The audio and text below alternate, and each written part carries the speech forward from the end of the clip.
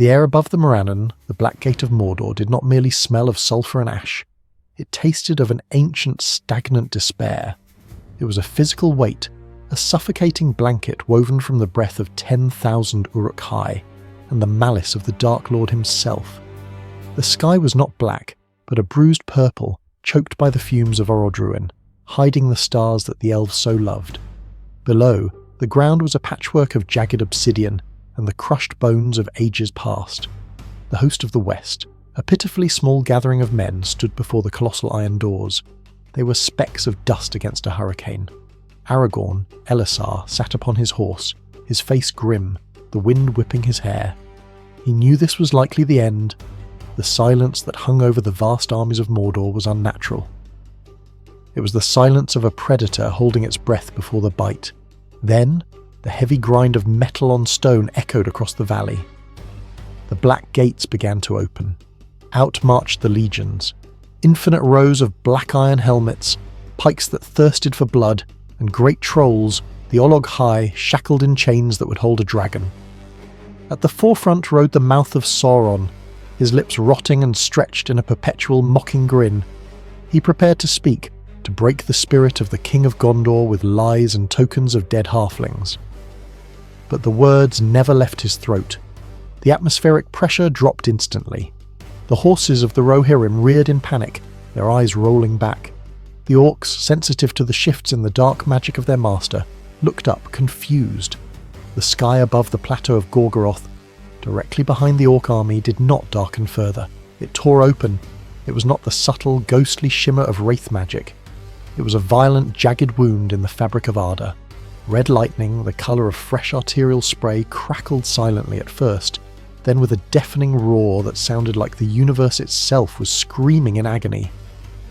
The clouds swirled into a vortex, not of wind, but of raw, unrefined energy.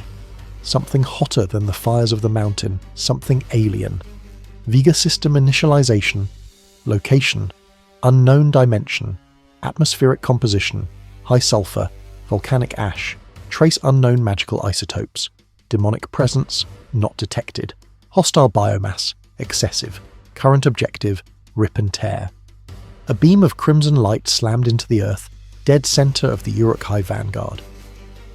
The impact was not an explosion of fire, but of pure kinetic force. A crater 50 feet wide formed in a nanosecond. The orcs within the radius didn't die. They were atomized, their armor and flesh instantly converted into superheated vapor. The shockwave knocked the mouth of Sauron from his steed. The armies of Mordor, disciplined by fear and the lash, broke formation. Thousands of eyes fixed upon the crater where the red smoke hissed and boiled. From the centre of the impact a figure rose. He was not a man, he was not an elf, he was a walking fortress. His armour was a deep matte green, scarred by claws that could shear through tank plating, yet unbroken. It hummed with a low, menacing thrum, the sound of a dormant reactor. His biceps were exposed, thick as tree trunks, rippling with scars and veins that pumped something far more potent than blood. On his helmet, a visor glowed with a predatory, unyielding light. The Doomslayer looked around. His HUD flickered, processing the data at a speed no mortal mind could comprehend. Target analysis. Orc, variant, Uruk-hai. Physiology. Carbon-based, crude iron armor, low-tech weaponry. Threat level, negligible. Aggression, high. The silence that followed was heavy, broken only by the sound of the Slayer cracking his knuckles.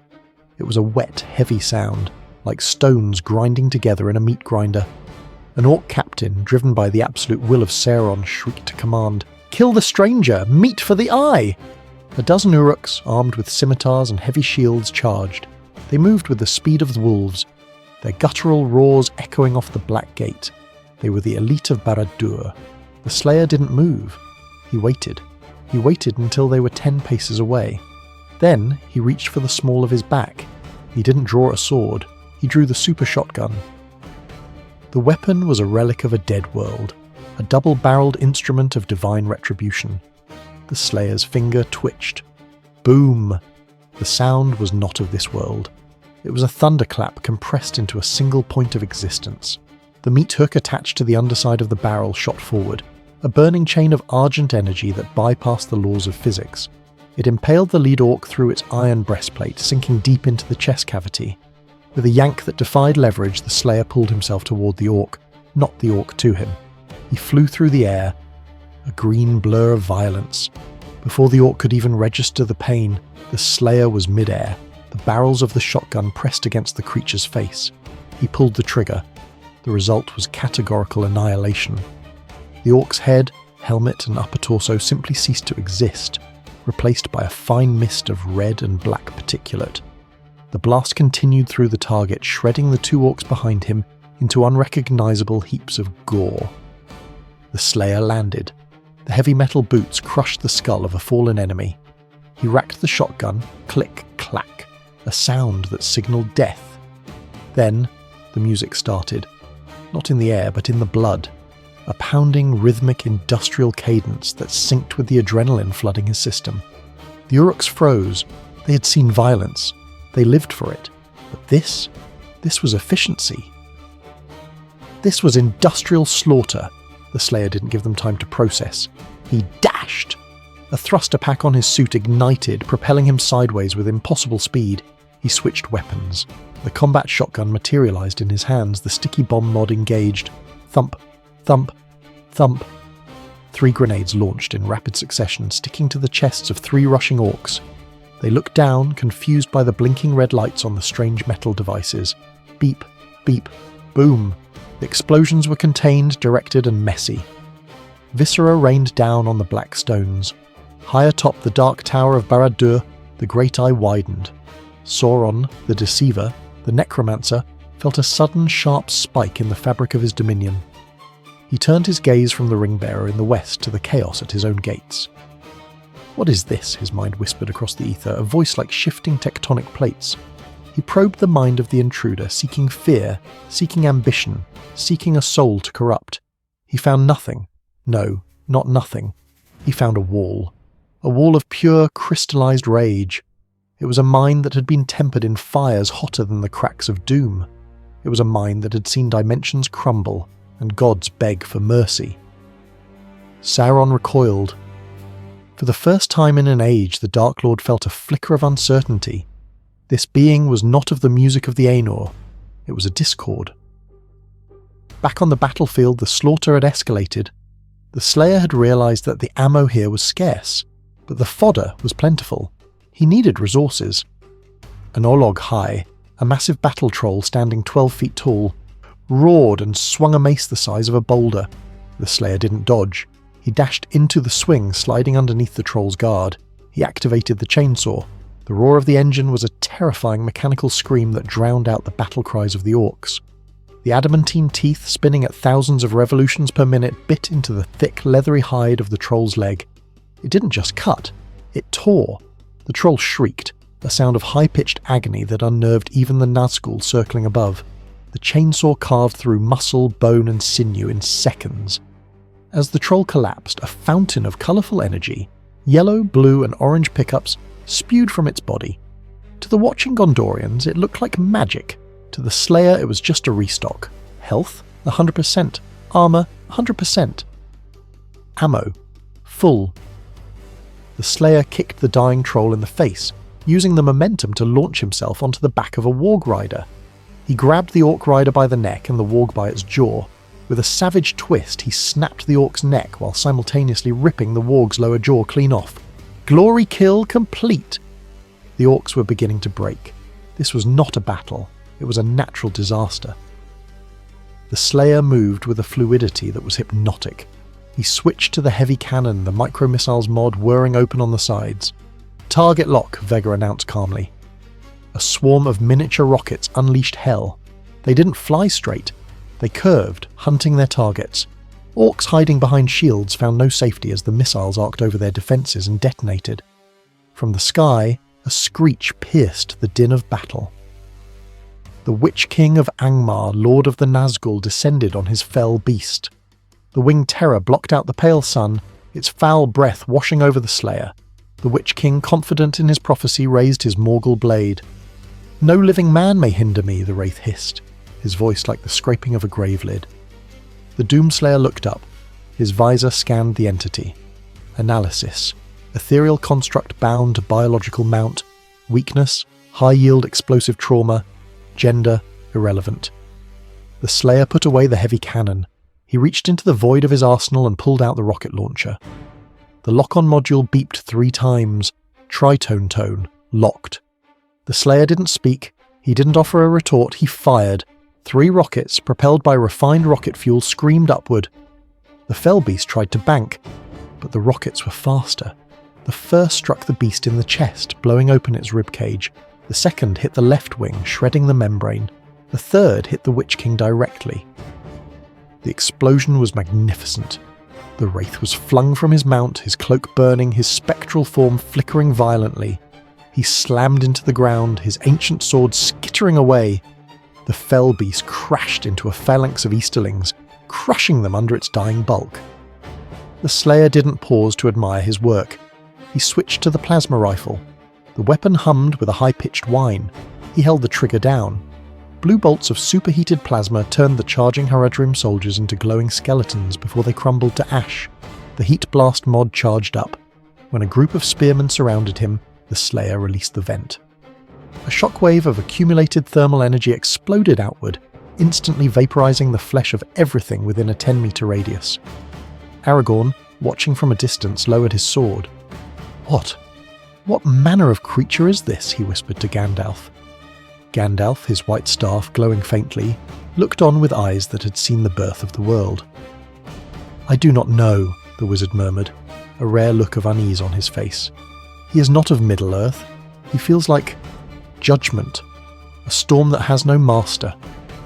The Slayer was now pushing deeper into the Horde. He was no longer fighting defensively. He was advancing toward the Black Gate. He wanted in. Sauron, sensing the threat, commanded the doors to close. The great iron leaves began to groan shut. The Slayer saw this. Obstacle detected. Class 4, Fortification. Structural integrity, high. Suggested action, excessive force. He began to run. He moved faster than a galloping horse. He switched to the ballista. He charged the Arbalest mod. The weapon glowed with an angry, unstable energy. Just as the gap between the gates narrowed to a sliver, the Slayer fired. An energy bolt, concentrated and volatile, flew through the opening and embedded itself in the stone hinge mechanism on the other side. A second later, it detonated. The explosion shattered the massive stone counterweight. The chain snapped with the sound of a cracking whip that could be heard in Minas Tirith. The left door, no longer supported, groaned and slumped, jamming open. The Slayer didn't stop. He sprinted through the gap, entering the desolate plains of Mordor proper. He was inside. The landscape that greeted him was a wasteland of industrial cruelty. Pits of breeding slime, forges belching black smoke, and the looming, oppressive presence of Mount Doom in the distance. And everywhere, orcs. Tens of thousands of them, pulling back from the gate, forming a defensive wall between the intruder and the tower. Vega chimed in. The energy signature from the tower is resonating with Argent frequencies. It appears the Dark Lord is using a corrupted form of dimensional energy to sustain his form. Source located, the Eye. Target established, the Slayer thought. He cracked his neck again. The Horde before him roared, clashing their spears against their shields, trying to intimidate him. A drumbeat began, deep and resonant. Doom, doom, doom. The Slayer summoned the chain gun. The mobile turret mod unfolded, 4 barrels spinning up with a mechanical whine that promised death. He didn't just walk into Mordor, he marched. The chain gun opened fire. The rate of fire was so high it sounded like tearing canvas. The front line of the Orc army simply evaporated. Shields splintered, armour buckled, and bodies were torn apart by high-velocity tungsten rounds. The Slayer walked forward, a steady, unstoppable advance, walking over a carpet of shell casings and corpses. Suddenly the ground shook. Not the rhythmic marching of orcs, but a deep seismic tremor. From behind the lines of the orcs, the great beasts of Gorgoroth emerged. Huge, elephantine Mumakil, their tusks bound with spiked iron, their backs carrying towers filled with archers. Target, heavy siege unit, Mumakil. Armor, organic, thick hide. Weakness, eyes, joints, volatile cargo. The Slayer put away the chain gun. This required precision. He pulled out the precision bolt module for the heavy cannon. He aimed. Time seemed to slow down. The Chrono Strike rune activated.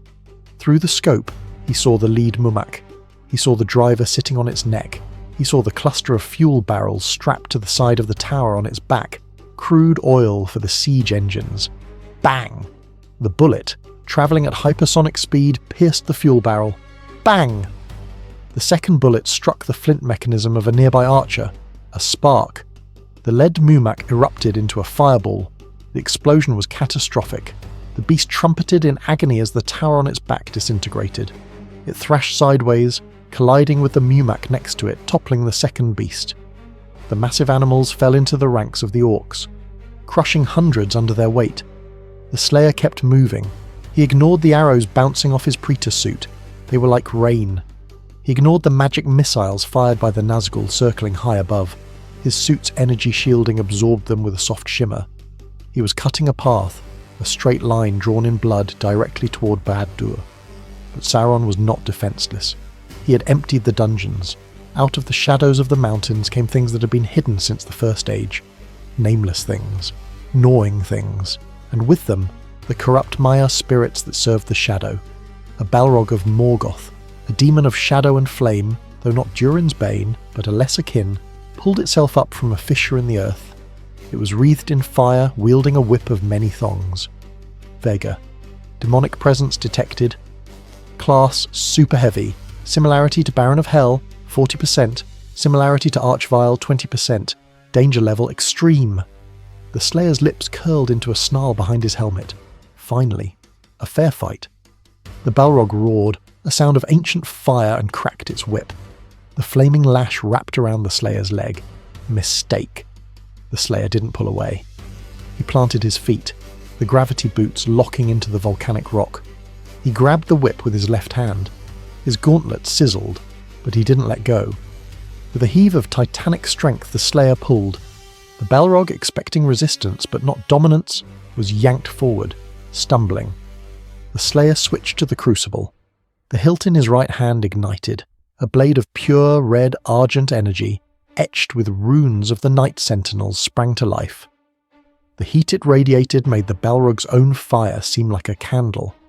The Slayer dashed forward, meeting the stumbling demon. He didn't slash, he thrust.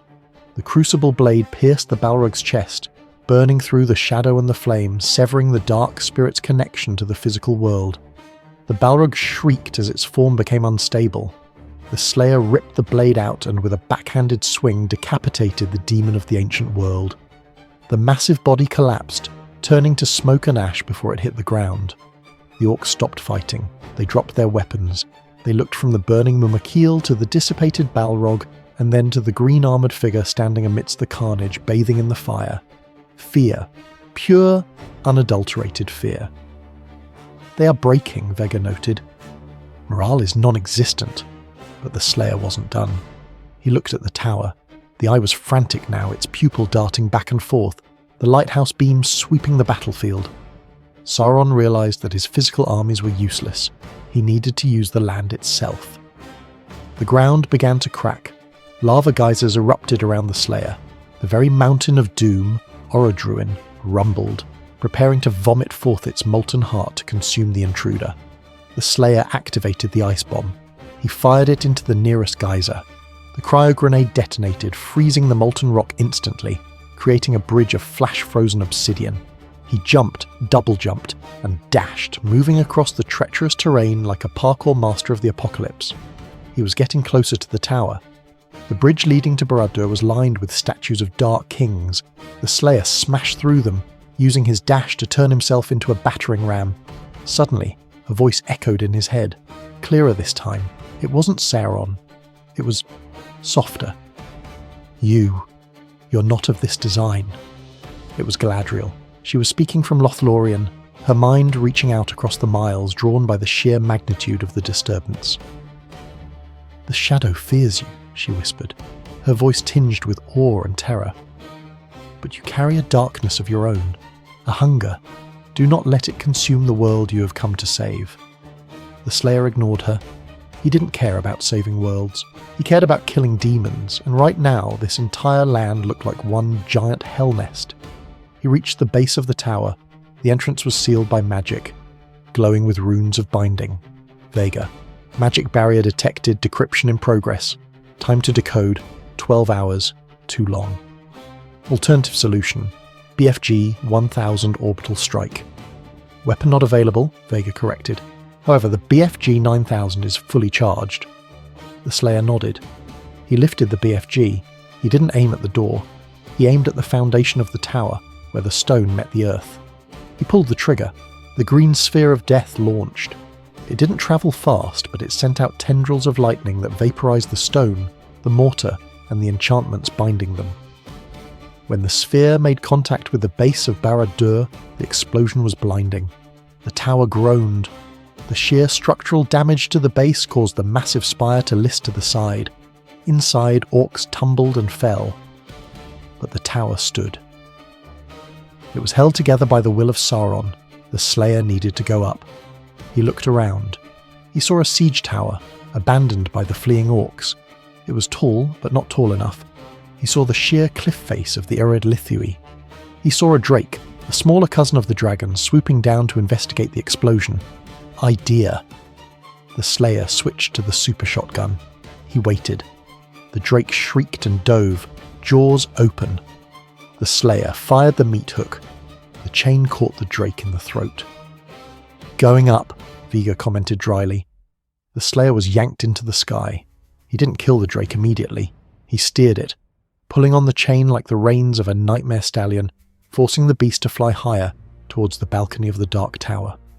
The drake struggled, clawing at the air, but the Slayer's strength was absolute. As they neared the upper spires, the Slayer switched to the rocket launcher. He fired a single rocket into the drake's skull. The beast died instantly. The Slayer disengaged the hook and launched himself off the falling carcass. He crashed through a stained glass window, rolling into the inner sanctum of Barad-dur. He was inside the fortress of the Dark Lord. The room was vast, filled with shadows and the smell of ancient decay. In the centre stood a pedestal, and hovering above it a palantir, the Seeing Stone. But the Slayer wasn't looking at the stone. He was looking at the figure standing in the shadows. It was not an orc. It was not a troll. It was a suit of armour, black as the void, empty yet animated. The mouth of Sauron had been a puppet. This was an avatar. Sauron had focused his will into a physical form to meet the threat personally. He wielded a mace that smoked with heat. On his finger, in the spectral realm, the ring glowed. Not the one ring, for that was with Frodo, but the echo of its power that sustained him. "You have come far, flesh thing," Sauron's voice boomed, shaking the dust from the ceiling. "But within these walls I am God. Your toys of iron and fire will not avail you here." The Slayer stood up. He dusted off his shoulder launcher. Vega.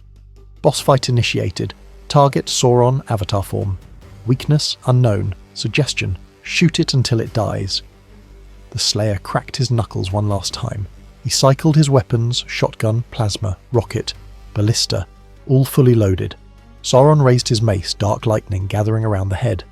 Die! The Slayer didn't wait. He dashed forward, the crucible sword igniting in his hand once more, clashing against the mace of the Dark Lord with a sound that signalled the beginning of the end for the Third Age. The shockwave blew out every window in the tower. Meanwhile, miles away, on the slopes of Mount Doom, Frodo and Sam paused. The ground was shaking violently. "Mr. Frodo!" Sam gasped, looking toward the dark tower. "Look! The eye! It's blinking!" The great eye was indeed flickering. The beam of light was erratic, swinging wildly. "Something is fighting him, Sam," Frodo whispered, clutching the ring, which felt suddenly incredibly heavy, as if it was terrified. "Something is hurting him." Back in the tower, the duel was a blur of motion. Sauron was fast, his strikes powered by the very foundations of the earth. He swung the mace, smashing a pillar where the Slayer had been a microsecond before. The Slayer returned fire with a point-blank blast from the super shotgun, tearing a chunk of armour from Sauron's side. The Avatar roared, unleashing a wave of telekinetic force. The Slayer was thrown backward, smashing through a stone wall and tumbling onto an outer walkway. He shook his head, his vision clearing, his armor warning beeped. Armor integrity, 60%. Argent energy levels, critical. He needed a power-up. He looked down over the edge of the walkway. Below, circling the tower in a panic, were the remaining Nazgul. Perfect. The Slayer vaulted over the railing, plummeting toward the shrieking wraiths. He wasn't falling, he was hunting. He landed on the back of the Witch King's successor, driving his knee into the creature's spine. He didn't use a weapon. He used his fists. Rip!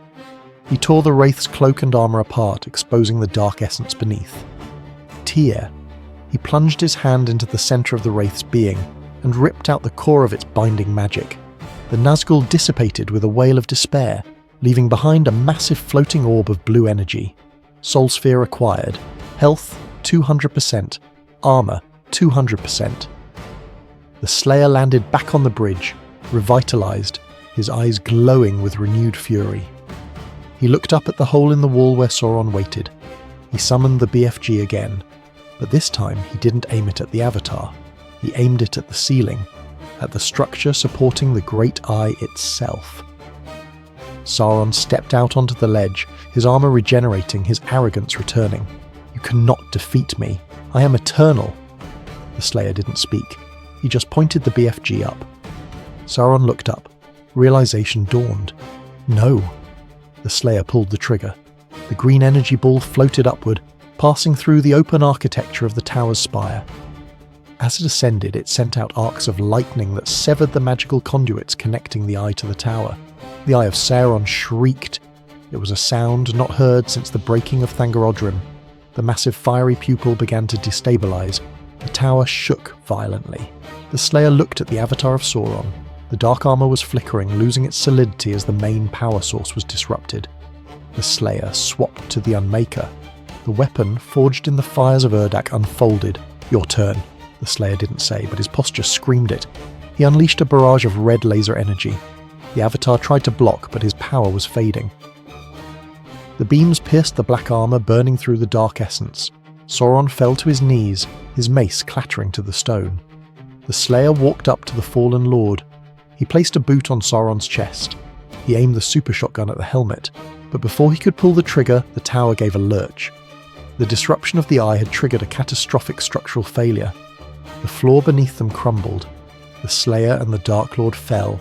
They fell through the heart of the tower, crashing through floors, libraries of dark knowledge and armories. They traded blows in freefall, a chaotic ballet of fists and metal. They crashed into the basement levels, into the very roots of Barad-dur, where the lava flows of Orodruin were channeled to heat the forges. The Slayer stood up from the rubble. Sauron was gone. His avatar dissolved into the shadows, but the presence was still there. The malice remained. The Slayer looked around. He was in a massive cavern, and in front of him stood a door. A door made not of iron or stone, but of flesh and bone. A door that pulsed. Vega.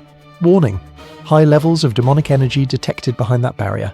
It appears Sauron has been trying to open a portal of his own, to the void.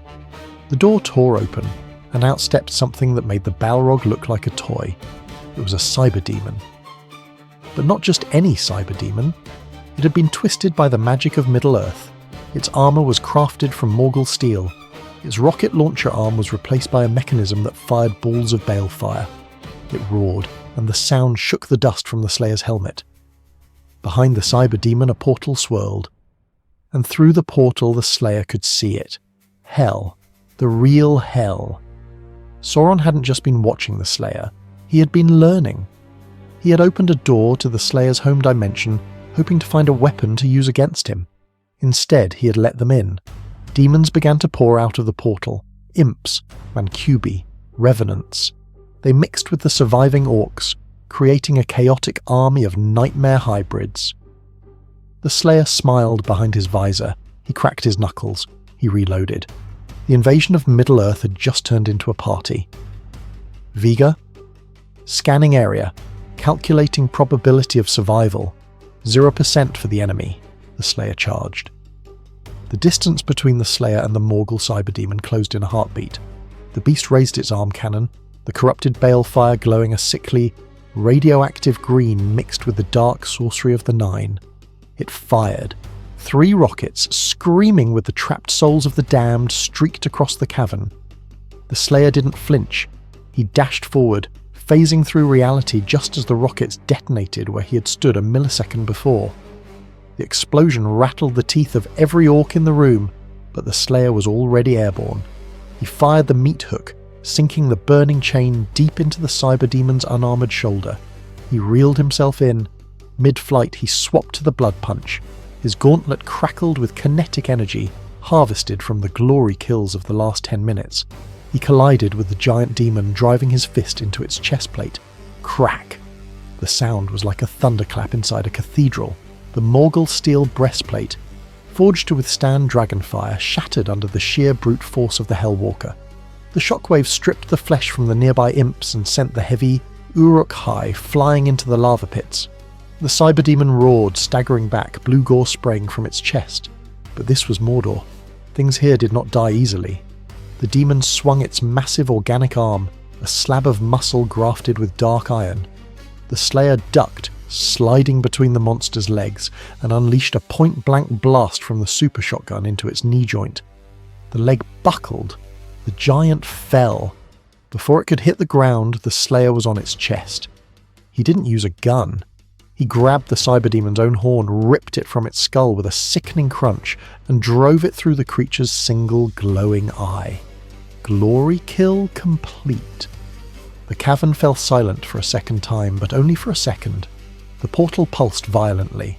A baron of hell, its skin red as fresh blood, stepped through, followed by a mancubus wearing armour that looked disturbingly like the iron plating of Isengard.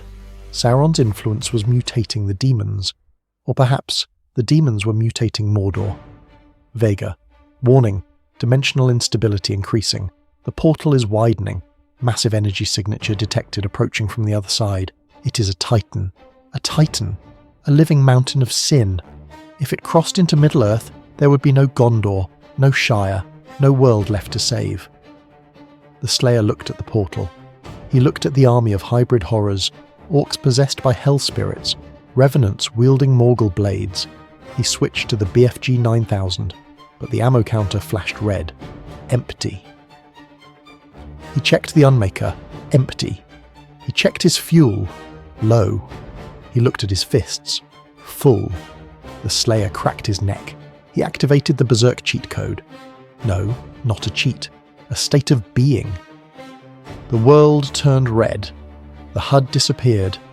The only thing left was the instinct. He tore into the horde. It wasn't a fight anymore, it was a meat grinder. He grabbed an imp by the leg and used it to bludgeon a possessed Uruk. He ripped the cannons off a mancubus and fired them manually into the portal. He moved with such speed that to the orcs he appeared as a green blur of death. Meanwhile, outside the Black Gate, the battle had paused. Both armies, men and orcs, were staring at the Dark Tower. Barad-dur was screaming. Great fissures were appearing in the black stone. Green lightning, the colour of the Slayer's armour, was arcing from the windows, disintegrating the masonry. The great eye at the summit was no longer looking for the ring. It was looking down into its own foundations, wide with a terror that transcended language. "Hold your ground!" Aragorn shouted, though his own sword hand trembled. "The tower, it is breaking." Gandalf watched, his face pale. "The foundations are being undone," he whispered. "Not by the ring, but by force. Raw, unyielding force." Back in the basement of hell, the Slayer was standing atop a pile of corpses that reached the ceiling. The Titan was trying to push its head through the portal. Its massive skeletal face filled the entire far wall of the cavern. It opened its mouth to roar, to announce the end of days. The Slayer grabbed the crucible blade of the fallen cyberdemon, a twisted, jagged thing of Argent and Morgul energy. He leaped. He jumped off the head of a stunned baron, vaulted off a floating cacodemon, and launched himself straight at the Titan. He drove the sword into the Titan's forehead. The Titan shrieked, a sound that shattered the remaining structural pillars of the tower's foundation. It fell backward, back into hell, dragging the portal frame with it. The portal began to collapse.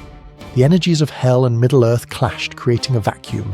The cavern began to implode. Vega. Critical structural failure imminent. Barad-dur is collapsing. Survival probability, 0%. The Slayer didn't care. He saw something shining in the rubble of Sauron's personal sanctum, which had fallen into the pit. It wasn't the ring, it was a sphere of pure argent energy. The power source Sauron had been hoarding to fuel his new army. The Slayer grabbed it. He crushed it in his hand. The release of energy was the final straw. At the crack of doom, Frodo Baggins stood on the edge. He held the ring. The ring was heavy, but it was also quiet. It wasn't whispering promises of power anymore. It was screaming. It felt the destruction of its master's home. It felt the shockwaves of the Slayer's rage vibrating through the very lava of the volcano.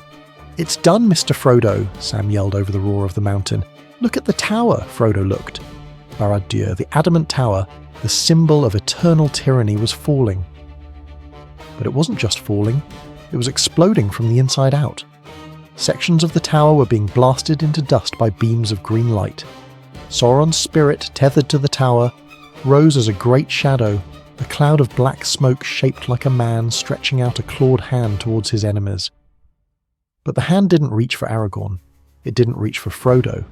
It reached down into the dust, trying to crush the flea that had destroyed his kingdom. The Slayer, buried under 1,000,000 tons of rock and iron, saw the shadow descending. He was trapped. His armor was locked up. His weapons were dry. But he was not done. As the shadow of Sauron tried to suffocate him, the Slayer's mark on his helmet began to glow, a brilliant, blinding red. He let out a roar. It wasn't a word. It was a challenge, a rejection of submission. The shockwave of his anger pushed the shadow back. The spectral form of Sauron recoiled, burned by the purity of the Slayer's hate. The Dark Lord realized, in his final moments of coherence before the ring fell into the fire, that he was not the greatest evil in the universe. He was just a landlord, and he had evicted the wrong tenant. Frodo dropped the ring, Gollum fell. The lava claimed the gold, but the explosion that followed was doubled. The destruction of the ring mixed with the detonation of the argent energy in the basement. Mount Doom erupted. Barad-dur disintegrated. The shockwave flattened the Black Gate, and then silence, days later. The dust had settled over Mordor.